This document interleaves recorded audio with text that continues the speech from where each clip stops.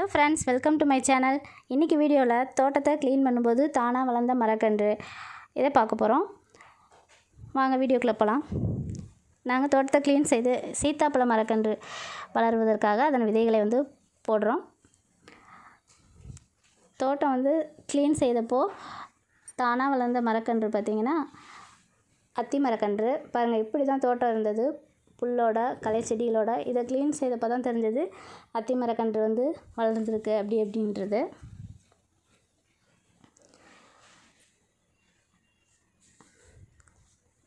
தேங்காய் பதியம் போடுறோம். அத்தி மரக்கன்று பார்த்திங்கன்னா அதில் நிறைய சத்துக்கள் இருக்குது அப்படிங்கிறதுனால இந்த மரக்கன்று நம்ம தோட்டத்தில் இருக்கிறது நமக்கு நல்லது.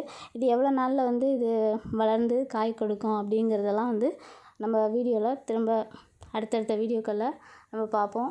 மரங்கள் எப்போவுமே உடனே நமக்கு பலன் கொடுக்காது. அதுக்கு சில வருடங்கள், பல வருடங்கள் நம்ம வெயிட் பண்ணணும். ஆகையால் தொடர்ந்து வீடியோ பாருங்கள். இந்த அத்தி மரக்கன்று எவ்வளோ நாட்கள் கழித்து காய் காய்க்குது அப்படிங்கிறத நம்ம வீடியோவில் பார்க்கலாம். அத்தி மரக்கன்று நல்லா கிளை அடித்து ஆரோக்கியமாக வளர்ந்துருக்கு பாருங்கள். அத்திப்பழம் வற்றலாகவும் பழமாகவும் சாப்பிடுவாங்க. இதில் ஏன்னா சத்துக்கள் நிறைய இருக்குதுன்னு சொல்லிட்டு. மணத்தக்காளி கீரை நல்லா வளர்ந்துருக்கு. இதான் இன்றைக்கி எங்கள் வீட்டில் மணத்தக்காளி சூப் செய்து சாப்பிட போகிறோம். பழங்கள் பாருங்கள், நிறைய வளர்ந்துருக்கு.